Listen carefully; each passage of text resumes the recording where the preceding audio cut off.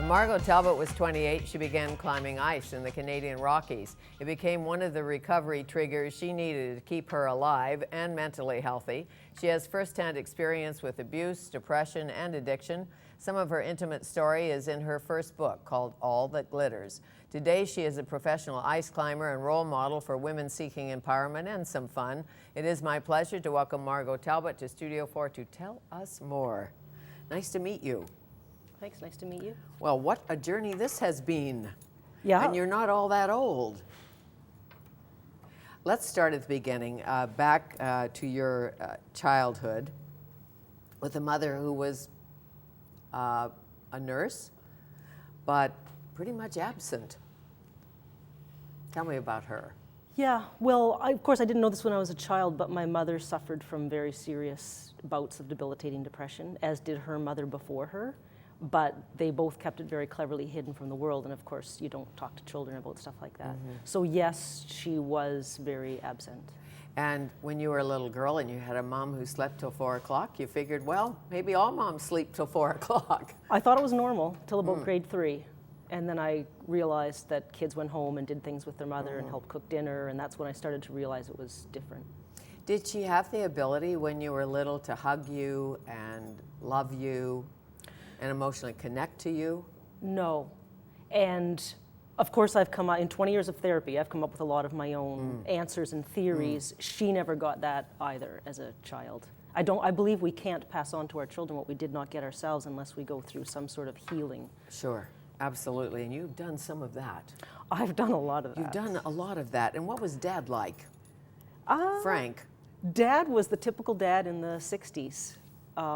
Dads weren't around much, and they weren't parenting very much. So that's what my dad was like.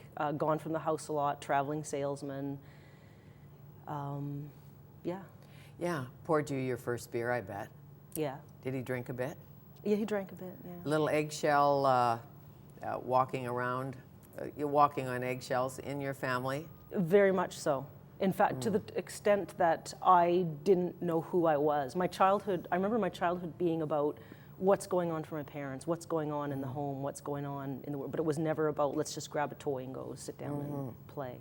Well, you write in All That Glitters, as a little girl you felt alone, kind of odd girl out, really. Yeah, and I'd say I felt alone my whole life. Alone as a child because I was different, and I wasn't sure who I was or what I wanted. I just stayed away from people. But then as I got older and got into substance abuse and addictions, and then what was diagnosed as mental illness, manic depression, which is bipolar today, then it just served to marginalize me more and more. Sure, you got the whole list. Yeah, I've got a good list. You got depression, you got addiction, substance abuse, the wakes. As Oprah always said, and still says, you are worthy because you were born. However, it's hard to get that message sometimes, especially when you grow up in hard scrabble, emotional life and all of that. So why now, Margo, right time to tell your story? Well, I never thought I was going to tell my story. I thought these secrets were going to the grave with me because, of course, I'm an athlete now and sponsored by a company, and I'm only known as an ice climber or as a climber in general. I teach people how to climb. So I cleverly hid all of these things about my past, but something inside of me wanted me to tell my story. I feel like my depression wanted a voice, and I feel like I wanted to give a voice to the voiceless. And what I mean by that is a lot of people who've lived my life never get to tell their story, or they tell it in a therapy session, but the world never hears it. I wanted people to know there's a context to addiction, and there's a context to depression, and a context to what our culture refers to as mental illness. How did you first get into drugs? Well... Can you remember? Yes, I can. Okay. I started drinking at 12, on my own, I mean, and it wasn't long before the older boys that I hung out with on the streets introduced me to pot and hash, and it just went from there. I think it's natural when you do a lot of drugs to just keep doing harder and harder drugs, and at some point you have to decide to stop or end up where you might not want to end up. Sure, or not to stop, and then often you end up in the coffin. Yes, as I know quite a few people who did. I'm sure. But at first, was it recreational? Not when you're 12, but I know you spent a lot of time in the Canadian Rockies and in Jasper, and I've lived in Jasper, and I know how much fun you can have at the Astoria and the Athabasca and roaming around and skiing and just living the fun 20-something life. Well, that's a really good question, because how do you know if you have a substance abuse problem or if you're just a really good partier? Right. Everyone thought I was a phenomenal partier. I bet you were. And I was. And they didn't know about the depression.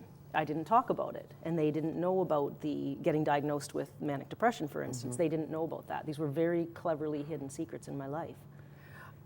Who diagnosed you? A psychiatrist diagnosed me at the age of 22.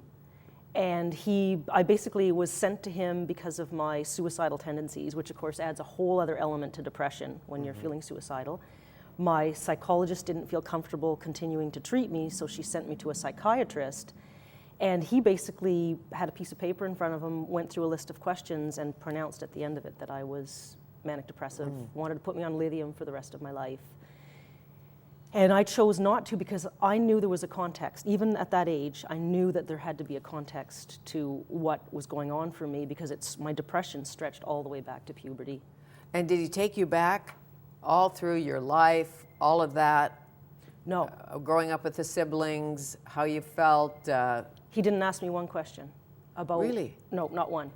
This was the mid-'80s. This would have been 1985, 86. And I believe drugs had been out for a while, but I believe they were just starting to feel like they were the answer. And maybe for some people they are. But it was definitely, here's a list, you say yes to almost every question, therefore Sure. you are manic. Well, and as you know, drugs mask the pain briefly until Yes. the next morning, or the paranoia, or whatever happens. Because as you said, you were good at doing drugs. You dropped acid and took cocaine and anything that was around, it seems. It seems. It seems. But one thing you said in the book, I thought it was a great observation, that depression, after your 20 years of therapy, or about that depression is really repressed anger, and anger is repressed sadness. I've had times in my life where I felt like nothing existed except pain. And I do believe that is the way that I uncovered the layers. I was extremely angry, got me in trouble a lot. And I had to move, I feel like it's like an onion. My life is like an onion. I have to keep peeling back the layers and getting down to the core and essence of me, which is hard to do when you never got that healthy mirroring as a very young child. Who helped you through it? A friend, a mentor, somebody who you thought, in spite of all your issues, understood you? I had a friend named Karen McNeil, and even though she didn't suffer from depression herself or addiction, she'd never done a drug in her life, she was able to sit with me through emotional breakdowns, nervous breakdowns, my suicidal phases. She was a climber. We went out and climbed frozen waterfalls together. She was just an incredible person who could be present for me at a time when nobody else wanted to be, because it's not fun hanging out with suicidally depressed people. No, I've heard that. No, it would be, because you feel helpless. There's not much you can do. There's really nothing you can do except to be there as the person on the other side of someone like yourself, or someone like you were. The ice climbing thing, now that isn't everybody's exit from drugs. So when did it call to you? How did you get into it? I was introduced to it at the age of 28, and the man who introduced me to it said, I'll show you a place to put that intensity. Because he could see, he was like me, for one thing. He recognized in me something he had in himself. But he also saw this intensity that I had. He wasn't sure where it came from, but he saw it kind of getting me in trouble and taking me down these tracks. And he believed that ice climbing could help me climb out of it. So your first ice climb. Did you know anything about it? Were you a climber at all? Had you climbed just a rock face? Hadn't climbed a thing. Nothing? No. But So I was. you'd never been on belay, you knew nothing about a crampon or I'd heard about them and I'd seen them in gear stores. But I was very intrigued by the gear, the ice picks and ice axes, and I worked a lot of construction during my 20s, so I was very familiar with how to swing a hammer. But I was just very intrigued by climbing a frozen water. I mean, who does that? It's still a very obscure sport. Good question. I did it once. I had a then husband who was a climber, and at the bottom of Moline Canyon in Jasper, and to say I did it, I probably went like 4 steps or something, because you're like the monkey. You want to be like near the ice and you have to lean out and you go, no, don't think this is my thing. So what is the trick to it? First of all, how do you know the waterfall is definitely frozen? Is there a small test you can do? Well, in the beginning, you have to trust the people you go with. But when we ice climb, we're listening to our axes all the time. And we're reading the ice the entire time. We're not talking to our buddy down below belaying us. So it's a sport where you're tuned into your environment to the point where everything else disappears. Because if you make a mistake playing soccer, you might break a leg or twist an ankle. But if you make a mistake climbing, you could maim yourself or possibly kill yourself. Of course, and you do not climb when you've dropped mescaline. No. No. So, how do you get up an ice face? Tell me about the gear. For people who have never been to a mountain co-op or seen any kind of mountain climbing gear. So you have essentially 2 ice axes, and these basically have a shaft with a pick on the end, very highly engineered. And sharp. And very sharp. I keep them sharp. You can file them and make them very sharp. They throw into the ice. They've got a heavier head. So they throw into the ice, and when you've got a good placement, then you move up on that ice axe with crampons on your boots. So you're setting your crampons. Which poke into the ice. Yeah, people think you're kicking, but you're really kind of a little aggressive set into the ice. And if the climber ahead of you has already done that, can you go in the same spot? Yes. In fact, if the climber ahead of you's up top, they've set the rope up for you as well. So if you're lead climbing, you could actually take a fall.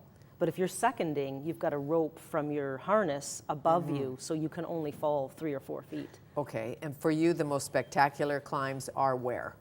In the Canadian Rockies, Jasper Banff Highway, climbs like Polar Circus, Weeping Wall, Slipstream. The Canadian Rockies, most people don't know this because they don't ice climb, but it's a premier world destination for ice climbing. Climbers all over the world know Banff and Jasper National Parks, and they know the climbs there, and they know Canada. Everybody dreams of coming to Canada to climb ice. Well, we do have ice still, Yes. in spite of climate change. In the Columbia ice fields, have you ever fallen in a crevasse or had Yes. a major event? Yes, good. I figured you had. Yeah. What did that feel like? It feels like the world's slipping away from underneath you, which is not that unlike depression.